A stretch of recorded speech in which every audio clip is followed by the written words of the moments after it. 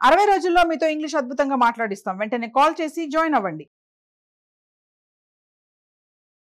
నమస్తే గారు. నమస్తే జయ. ఏదైనా మంచి కథ చెప్తారా? చెప్తా. పూర్వట ఒక పల్లెటూరులో ఒక భార్య భర్త ఉండేవాళ్ళు. కొంచెం లేక గర్భవతి అయింది ఆవిడే. అయితే కొంచెం నెలలు నిండాక ఏమనిపించిందంటే ఏదైనా క్షేత్రానికి వెళ్ళి అక్కడ పురుడు పోసుకుంటే పుట్టే పిల్లలు కాస్త అదృష్టవంతులు అవుతారేమో క్షేత్ర మహాత్మ్యం వల్ల, ఏదైనా క్షేత్రానికి వెళ్దామయ్యా అని భర్తను అడిగింది.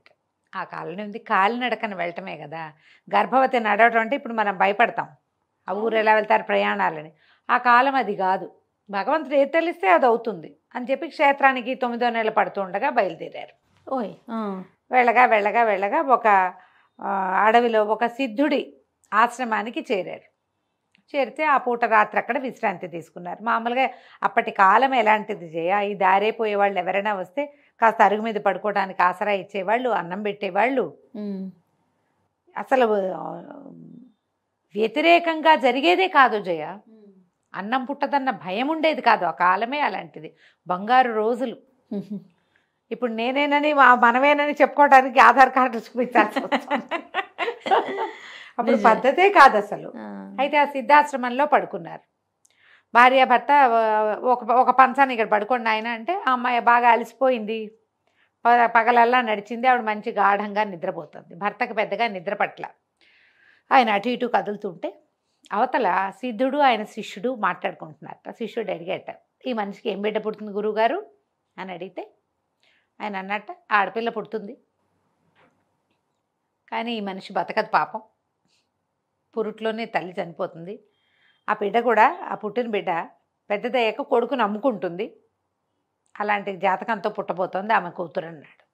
ఓ, కాంతపోయాడు ఈ కడుపుతో ఉన్న ఆవిడ తండ్రి భర్త. ఇదేమిటి, లేక నాకు పిల్ల పుడుతుంటే అది పుట్టంగానే పెళ్ళాన్ని చచ్చిపోవటం ఏమిటి, ఆ పుట్టిన పిల్ల తనకు పుట్టిన బిడ్డను అమ్ముకోవటం ఏమిటి, అట్లా కనపడింది సిద్ధుడికి. అయ్యో నా కర్మ అనుకున్నాడు. ఆయనకి ఏం చేయాలో తెలియదు. పొద్దున్నే లేచారు భార్య భర్త. ఏదో వాళ్ళు పెట్టింది ఏదో అంత తిని ఒక ఆయాకసురు ఇస్తే అది మూట కట్టుకుని నడుచుకుంటూ పోయారు. పై ఊరు చేరాక ఆవిడ ఇంకా క్షేత్రానికి చేరముందే పురుడు వచ్చేసింది. ఆ చూలాలికి పాపం వచ్చేసింది. ఆడపిల్ల పుట్టింది.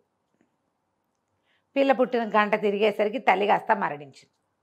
ఏం తెల్లబోయాడు తండ్రి. అయ్యో బాబోయ్, సిద్ధుడు చెప్పిన 2 వాక్యాల్లో ఓ వాక్యం నిజమైంది, 2వ వాక్యం నిజమవుతుంది. ఒక తల్లి తనకు పుట్టిన బిడ్డని అమ్ముకోవటం కంటే దౌర్భాగ్యమైంది ఇంకోటి ఉందా, నా కూతురికి ఆ గతి పట్టకూడదు అని చెప్పి ఏమనుకున్నాడు, అక్కడి నుంచి తన పిల్ల ఆ భార్యను అక్కడే మట్టి చేసేసి చంటి బిడ్డను ఎత్తుకుని తీసుకుపోయి తన ఊరికి అవతలగా ఉన్న ఒక అడవిలో ఒక పెద్ద ఇల్లు కట్టించాడు. అది ఎట్టా కట్టాడు, కింద నుంచి పై దాకా గోడలే ఉండి పైన ఉంటుంది ఇల్లు, దిగడానికి వీలు లేదు, ఒక చుట్టిల్లు, అది దుర్గంలాగా కట్టించాడు. ఈ పిల్లని ఒక దాదితో సహా అక్కడ పెట్టాడు. ఆ పిల్ల నాన్న దాది తప్పిస్తే 3వ మొహం ఎరక్కండా పెరిగింది. దాని కిందకి ఎప్పుడూ రానివ్వల, అదే ఎప్పుడు ఆ దుర్గంలోనే ఉండేది. పిల్ల పేరు రూపరాణి. చక్కగా ఉండేది, చిలకల్లి. చిన్నప్పుడు బాగుండేది, పెద్ద అయ్యాక అందంగా తయారైంది. 16-18 ఏళ్ళు వచ్చినాయి, పిల్ల చక్కగా తయారైంది. ఈ దాది ఉండేది. అయితే ఏమైంది, ఒకనాడు ఆ రోజు తండ్రి వారానికి 2 వారాలకి లేదా 10 రోజులకి కుదిరినప్పుడల్లా వచ్చేవాడు. పైకి రాకుండా కింద నుంచే మాట్లాడి వెళ్ళిపోయేవాడు. పైకి వచ్చేందుకు దారి ఉంది, ఆ దారి ఎట్లా పైనుంచి ఓ బుట్ట వేస్తే ఎక్కాలి. పైన ఒక కప్పి ఉంది దాన్ని లాగడానికి, కష్టపడితే రావాలి కానీ ఈజీగా వచ్చేది కాదు. తండ్రి కూడా పెద్దగా పైకి వచ్చేవాడు కాదు. అయితే ఆయన ఒక 10 రోజులు ఏదో ఊరు వెళ్తున్నానండి, ఈ 10-15 రోజులు కాస్త గ్యాప్ వస్తుంది అని సంబారాలన్నీ చేర్చాడు. బాగా సంపాదించాడు ఆయన. ఈ పిల్లని ఇలా దుర్గంలో ఉంచి రక్షించడం కోసం నేను చెప్పిన రాజకుమారుడినే నువ్వు పెళ్లి చేసుకోవాలి, వేరే వాళ్ళని వివాహం చేసుకోకూడదని కఠినమైన శాసనాన్ని చిన్నప్పటి నుంచి అలవాటు చేశాడు. నా అనుమతి లేకుండా నువ్వు వివాహం చేసుకోవడానికి వీల్లేదని, నీ జీవితం అంతా నా కన్సన్నల్లోనే ఉండాలని, నీకేం కావాలంటే అది చేస్తానని. పిల్లలకి బొయ్యలకి బొమ్మలు ఉన్నాయి, బొటికలు ఉన్నాయి, ఎన్నో ఉన్నాయి దాని దగ్గర అన్నీను. సరే ఏమైంది, ఒకనాడు ఈ తండ్రి వచ్చి వెళ్ళిపోయాడు. ఇక 15 రోజుల దాకా రానని చెప్పి వెళ్ళాడు. అది ఇంకా తండ్రి రాడని దిగులతోటి ఆ మేడ మీద అటు ఇటు తిరుగుతూ అటు చూస్తూ ఉంటే పైనుంచి ఒక గుడారం కనపడింది ఆ పిల్లకి. అదేమిటి, ఆ నగరానికి చెందిన రాజకుమారుడు వేటకి వస్తూ వేట కోసం ఒక గుడారం వేయించుకున్నాడు. అక్కడి నుంచి ఈ బట్టల్లో ఏదో కవచం అవి ధరించి వచ్చి బయట నుంచుంటే ఆ పిల్ల తెల్లపోయింది, ఇదేదో జంతువులాగా ఉందని గబగబా కిందకెళ్ళి దాదిని పిలుచుకొచ్చింది. దాదేమ్మ అదొక జంతువు ఏదో కనపడుతోంది, చూడు చూడు అని చూపించింది. చూపిస్తే ఆవిడ చూసి, అయ్యో జంతువు కాదే అమ్మాయి, మనిషేను, మనలాంటి వాడే, ఎంచక్కా ఉన్నాడు రాకుమారుడు, ఇట్లా శిరస్త్రాణము అవి వేసుకుంటే జంతువు అనుకుంటాను, కొత్త జంతువు కాదు అనేసరికి అప్పుడు నువ్వు అదేదో కథలో చెప్పావు ఆ రాజకుమారుడు అంటే, రాజకుమారుల రాజకుమార్తెలు దయ్యాలు భూతాలు రాక్షసుల కథలు ఎన్ని విన్నదో, మరి దాది తనే ఇద్దరే ఉండేది. అదేలే కథో కాలక్షేపములు అయితే రోజు గడవద్దు, కథలు విన్నది. ఓహో రాజకుమారుడు అనేసరికి వాడి మీద ఆసక్తి వచ్చింది పిల్లకి. కాసేపు అయ్యాక చూస్తే అతను ఆ వేసుకున్న శిరస్త్రాణము ఆ కవచాన్ని విప్పేసి తేలికపాటి బట్టల్లో అటు ఇటు తిరుగుతూ యాక్టివ్గా కనపడుతుంటే ఇక వాడికేసి అదే పనిగా చూడడం మొదలుపెట్టింది. వాడు ఎలా కదిలినా దీనికి నచ్చుతున్నట్టే ఉంది. 2 పూటలు గడిచేసరికల్లా ఈ అబ్బాయికి ఎవరో తనని చూస్తున్నారని తెలిసింది. ఎవరా అని చూసుకుని మెల్లిమెల్లిగా దీని దగ్గరికి వచ్చేసాడు. కింద నుంచి కబుర్లు మొదలుపెట్టాడు. ఆ అబ్బాయి బాగున్నాడు, రాకుమారితే పిల్ల బాగుంది, 16-18 ఏళ్ల పిల్ల, అతనికో 20 ఏళ్ల వాడు. ఇద్దరు కబుర్లు చెప్పుకునేవాళ్ళు. రోజు వచ్చాడు. 15 రోజులు గడిచినాయి. 15 రోజుల తర్వాత నాన్న వచ్చాడు, కానీ మళ్ళీ 2 రోజుల పైక మళ్ళీ రాకుమారుడు పోయినవాడు మళ్ళీ వచ్చేసాడు. ఇక కింద నుంచి కబుర్లు చెప్పేవాడు. తర్వాత ఎప్పుడు నన్ను కిందే ఉంచుతున్నావు, నన్ను పైకి రాని అని బాగా అడగ్గా తండ్రి ఏమంటాడో నేను భయపడుతూనే అతనికి నిచ్చెనేసి పైకి రప్పించింది. ఒక వయసులో ఉన్న పిల్లవాడు ఒక దగ్గర ఉంటే ఎన్ని రకాలు జరగచ్చు. అయితే ఈ దాదికి భయంగా ఉంది, కానీ వాళ్ళిద్దరి మధ్య ఉన్న ప్రేమ ఆపేక్ష, తర్వాత ఈ పిల్లలిద్దరు పక్కపక్కన నిలబడితే ఎంత చక్కగా చూడు చక్కని జంటలా ఉండేసరికి ఆవిడ వీళ్ళ గాంధర్వ వివాహానికి ఆవిడేం అడ్డం చెప్పలే. ఆ అబ్బాయి వచ్చినప్పుడల్లా 2 రోజులు ఈ పిల్లతో గడిపి వెళ్ళిపోయేవాడు. వచ్చేవాడు 2 రోజులు 3 రోజులు ఉండేవాడు, కులాసాగా కాలక్షేపం చేసేవాళ్ళు. ఆ అబ్బాయి వెళ్ళిపోయేవాడు, ఈ పిల్ల ఉండేది. 5-6 నెలలు గడిచేసరికల్లా గర్భవతి అయింది పాప, రాకుమార్తె ఈ అమ్మాయి రూపరాణి. తండ్రి ఎప్పుడు కింద నుంచి మాట్లాడేవాడు కాబట్టి పిల్ల గర్భవతి అయిందనే విషయం అతనికి తెలియలే. 8-10 నెలలు గడిచినాయి. ఒకనాడు పురుడొచ్చింది. లక్షణమైన మగపిల్లాడు పుట్టాడు. తండ్రి 10 రోజులకి వారానికి వస్తున్నాడు, కానీ ఈ రాజకుమారుడు వచ్చినప్పుడల్లా ఏం చేసేవాడు, రకరకాల బంగారు వస్తువులు తెచ్చి పిల్లకి కానుక పెట్టేవాడు. తలలో పెట్టుకునేవి, చెవులకు పెట్టుకునేవి, మెళ్ళలో వేసుకునేవి, ఎన్ని బంగారు వస్తువులో పెట్టి నిండి ఉంది ఆ వస్తువులతోటి. ఈ తండ్రికి తెలిస్తే ఆయన చాలా గట్టిగా చెప్పున్నాడు కదా వివాహం చేసుకోవడానికి వీల్లేదని, ఏమంటాడో అని భయపడి పిల్లాన్ని దాటించేద్దాం అనుకుంది అమ్మాయి. ఈ దాటించడం వల్ల ఇప్పుడు తండ్రి కిందే ఉంటాడు, కానీ ఆ టైంకి చంటిబిడ్డ ఏడ్చాడు అనుకో తెలిసిపోదు. అందుకని ఈ 12-14 రోజుల పసిగుడ్డుని ఎలాగైనా దాటించాలంటే దాది అమ్మాయి కలిసి రూపరాణి కలిసి ఆలోచించారు. ఈవిడేం చేసింది, బజార్ వెళ్ళి అక్కడి నుంచి దిగి వెళ్తుంది, ఊళ్ళోకి వెళ్తూ ఉంటుంది. ఒక పువ్వుల బుట్ట కొనుక్కొచ్చింది. ఆ బుట్టలో అడుగున పువ్వులు పెట్టి, అడుగు నుంచి పువ్వులు, పిల్లాన్ని చక్కగా కడుపు నిండా పాలిచ్చి 2-3 గంటల దాకా లేవకుండా ఉండేలాగా వాడికి మంచి వస్త్రంలో చుట్టి వాడిని దాని మీద పెట్టి చుట్టూతా ఈ అమ్మాయికి రాజకుమారుడు ఇచ్చాడుగా మంచి మంచి వస్తువులు, కొన్ని వస్తువులు పేర్చారు. మళ్ళీ పైన కొంచెం బట్ట అడ్డం వేసి దాని మీద పువ్వులు పేర్చేశారు. పిల్లాడి గాలి అడుతోందో లేదో చూసుకుని ఆ బుట్ట పుచ్చుకుని రాజకుమారుడి మందిరానికి వెళ్ళిపోయింది దాది. రాణిగారికి పువ్వులు అమ్మడానికి వచ్చాను, ఈ బుట్ట 2 వరహాలకు అమ్ముతానంది. వేరే రకంగా బుట్ట వెళ్ళదు, అమ్ముతామంటేనే వెళ్తుంది. అమ్ముతామనేసరికల్లా సరే రాణిగారి తెలికత్తి చూసి ఇంత బుట్టడి పూలు 2 వరహాలకైనా అని 2 వరహాలు రాణిగారితో చెప్పి ఆవిడ దగ్గర నుంచి 2 వరహాలు తెచ్చి ముసలమ్మ చేతిలో పెట్టి బుట్ట పుచ్చుకుని లోపల తీసుకుపోయింది. రాణిగారు ఓయమ్మ బరువుందే, బోళ్ళు పువ్వులు ఉన్నాయని పువ్వులు ఒకటి తీసింది పైన. తీసేసరికల్లా ఏముంది, లోపల జిగేలమంటూ కనపడ్డాడు చంటి పిల్లవాడు. ఎంత ముద్దుగా ఉన్నాడో, 11-12 రోజులు పసిబిడ్డ ముద్దుగా ఉండడు.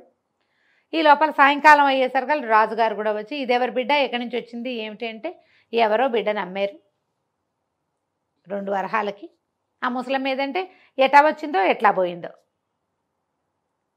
ఈ పిల్లాడు ఇది రాజు రాణి మాట్లాడుకుంటుంటే మందిరంలో అందరూ చెప్పుకుంటున్నారు. తెల్లవారేసరికి రాజకుమారుడు వచ్చి చూశాడు, తన కొడుకేనని గుర్తుపట్టేశాడు. చెప్పాలో వద్దో తెలియలే రాజకుమారుడికి కూడా. ఏంటంటే రూపరాణికేమో తండ్రికి తను చెప్పిన సంబంధమే చేసుకోవాలని పట్టుదల, ఇక్కడ రాజుగారికి ఏమో అద్భుతమైన ఒక రాజకుమార్తెను తెచ్చి తన కొడుకిచ్చి పెళ్లి చేయాలని కోరిక. ఆయన రాజకుమార్తెలను వెతుకుతున్నాడు. అడవిలో ఎక్కడో దుర్గంలో ఉన్న ఒక సామాన్యపు పిల్లని చేసుకున్నానంటే తండ్రి ఒప్పడు, ఆ పెళ్లికి ఒప్పుకోడు ఆయన. అందుకని రాకుమారుడు కూడా చెప్పాల. సరేలే కానీ ఎలాగూ పిల్లాడు అమ్మా నాన్న దగ్గరే పెరుగుతున్నాడు, నాతో పాటే వాడు కూడా ఇక్కడే ఉంటాడని అబ్బాయి మాట్లాడకుండా ఊరుకున్నాడు. ఈ రోజులు గడిచే కొందుకి ఈ చంటి పిల్లాడు మరి తల్లి స్పర్శ లేకో ఏమో తెగేడ్చేవాడు. నిద్రపోయినప్పుడు నిద్రపోవడం, మెలకుగా ఉన్నదేపో అని ఏడిపోయేవాడు. ఏడిపోయేసరికల్లా బాగా చూశారు, ఎవరైనా ఎత్తుకుంటే వీడు ఏడుపు పాంతాడేమని వచ్చిన వాళ్ళందరి చేతుల్లోనూ పెట్టేవారు. రాజవైద్యుడు అన్నాడు, ఒక్కొక్క పిల్లాడికి జోలపాట్లు ఇదిగా ఉంటాయి, తల్లి జోల పాడితే నిద్రపోతాడేమో అని అందరితోటి జోలాలు పాడించమన్నారు. వచ్చిన ప్రతి వాళ్ళు ఓ పిల్లాడిని ఇది కూడా ఆవు అని ఏదో పాట పాడడం, అది వాడు ఊరుకుంటే ఊరుకున్నట్టు, ఎవరు పాడినా వాడు ఊరుకునేవాడు కాదు. పాలు తాగేవాడు, ఏవో పోసేవాళ్ళు అవి తాగేవాడు, నిద్రపోతే నిద్రపోయేవాడు, లేకపోతే మెలకుగా ఉన్నంతసేపు వాడు ఏడుపే. రాజుగారి ఊళ్ళో చాటింపేశారు. రాజుగారికి ఒక బిడ్డ దొరికాడు. వాడు ఏడుపు మానిపిన వాళ్ళకి అదేమిటో ఇస్తాం. ప్రతి ఊళ్ళో ఉన్న ప్రతి స్త్రీ వచ్చి పిల్లాడిని ఎత్తుకోవాలి, జోల పాడాలి అని. ఊళ్ళో ఉన్న వాళ్ళందరూ వచ్చారు. ఎవరు పాడినా వాడు ఏడుపు ఆపల. రాణిగారికి ఆ పిల్లాడు కావాలని ఉంది. రక్తస్పర్శ కూడా అయి ఉండొచ్చు, తమ సొంత మనవడు అయ్యేసరికి. పిల్లాడేమో ముద్దుగా ఉన్నాడు. సరే ఏమైంది, రాజుగారు ఎప్పటికీ ఎన్ని రోజులైనా ఏడుపు మానల. పిల్లాడు ఎదుగుతున్నాడు, ఏడుపు మాత్రం అలాగే ఉంది. అయితే సైనికులను పిలిచి అడిగాడు, ఊళ్ళో వాళ్ళ ఆడవాళ్ళంతా అయిపోయారంటే అందరూ అయిపోయారండి, నగరానికి దూరంగా ఉన్న అడవిలో ఒక దుర్గం ఉంది, అందులో ఒక పిల్ల ఉంది, ఆ అమ్మాయి తప్ప అందరూ వచ్చారు అనేసరికి, ఆ పిల్ల ఎందుకు రాదు, ఆ పిల్లని తీసుకురండి అన్నాడు రాజు. అనేసరికి కాదండి, అమ్మాయి తండ్రి ఒప్పుకోడు, తండ్రి బయటికి రానివాడు ఆ పిల్లని, అందుకే దుర్గం కట్టాడంటే ఆ తండ్రిని పట్టుకురండి అన్నారు. తండ్రిని తీసుకొచ్చారు. తండ్రిని తీసుకొస్తే ఈయన అన్నాడు, అబ్బాయి కాదండి, మా పిల్లని తేవటానికి కుదరదు, మా పిల్ల పెళ్లి కాని పిల్ల, అదేం పాట పాడుతుంది, దానికేం జోల పాటలు వస్తాయి అన్నాడు. అనేసరికి పెళ్లి కాకపోయినా సరే ఆడపిల్ల అన్నదల్లా రావాల్సిందే, తల్లి అయ్యే వయసు ఉంటే చాలంటే 14 ఏళ్ళు ఉంటే చాలు, మీ పిల్లకి 18 ఏళ్ళు ఉన్నాయి కదా, మీ పిల్లని రప్పించండి అన్నారు.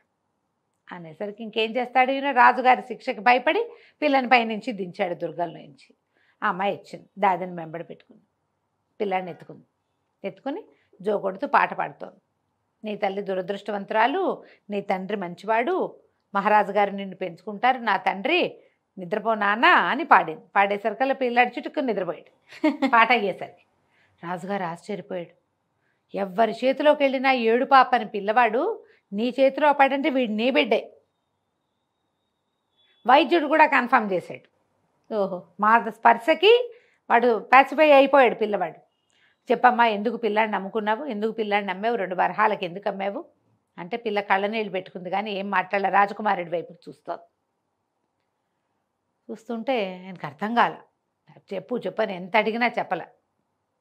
అమ్మాయి ఏడుస్తూ ఆ రాజకుమారుడి వైపు చూసేసరికల్లా రాజకుమారుడు ఇంకా ఆగలేక, క్షమించండి, ఈ అమ్మాయి నా భార్య, ఆ పిల్లవాడు నా కొడుకు, ఆ దుర్గంలో ఉంది, నేను అక్కడ ఆమెను ప్రేమించాను, మీరు ఒప్పుకోరని నా వివాహం సంగతి చెప్పలేదు, పిల్లాడిని అక్కడ పెంచడం కష్టమని రాజమందిరానికి చేరేసింది అని చెప్పి. పిల్ల తండ్రి కూడా నిర్ఘాంతపోయాడు. పిల్ల పరిగెత్తుకుంటూ వెళ్ళి తండ్రి కాళ్ళ మీద పడింది, నన్ను క్షమించు, నువ్వు ఎంత చెప్పినా నేను వినలేకపోయాను, ప్రేమాత్సయం నా కళ్ళు మూసేసింది, నా పిల్లాడిని నమ్ముకునే స్థితికి వచ్చాను నేను, ఈ 4 రోజుల నుంచి వీడు ఏడ్చిన వాడు ఏడ్చినట్టే ఉన్నాడు, నా తప్పుకి నా బిడ్డ శిక్ష అనుభవించాడు అనేసరికి ఆయన చాలా దుఃఖపడ్డాడు. కాదమ్మా, నీ తప్పు కాదు, ఇది నాది తప్పు, ఈ పరిస్థితి వస్తుందని నాకు తెలుసు, సిద్ధుడు మహానుభావుడు ముందే చెప్పాడు, ఆయన మాట అబద్ధం చేయటానికి ఇంత ప్రయత్నం చేసినా ఆయన మాట అబద్ధం కాలేదు, ఎత్తుకో నీ పిల్లవాడిని, నీ భర్తతోటి నువ్వు ముందుగానే నీ వివాహం అయిపోయింది, పిల్ల తల్లికి ఇంకెప్పుడు పెళ్లి చేసేదేముంది, ఈవిడే రాజుగారు రాణిగారి కోడలు అని ప్రకటిస్తే సరిపోతుంది. రాజుగారు ప్రకటించేశారు, రాజుగారి కోడలు దొరికిందని, యువరాజుకి ఇంకా వివాహ ప్రయత్నం చేయమని, వివాహం అయిపోయిందని, నిన్నటి దాకా ఏడ్చిన చంటి బిడ్డే రేపు కాబోయే యువరాజని ప్రకటించారు. తర్వాత లోపల మందిరంలో వాళ్ళ శాస్త్రోక్తంగా శాంతి కళ్యాణం జరిపించి ఆ అమ్మాయిని రూపరాణిని ఆ దుర్గంలో నుంచి దింపేసి ఇక రాజుగారి మందిరంలోకి పూర్తిగా ప్రవేశపెట్టారు. కథ కంచికి మనం ఇంటికి. చాలా బాగుందండి. నమస్తే. నమస్తే.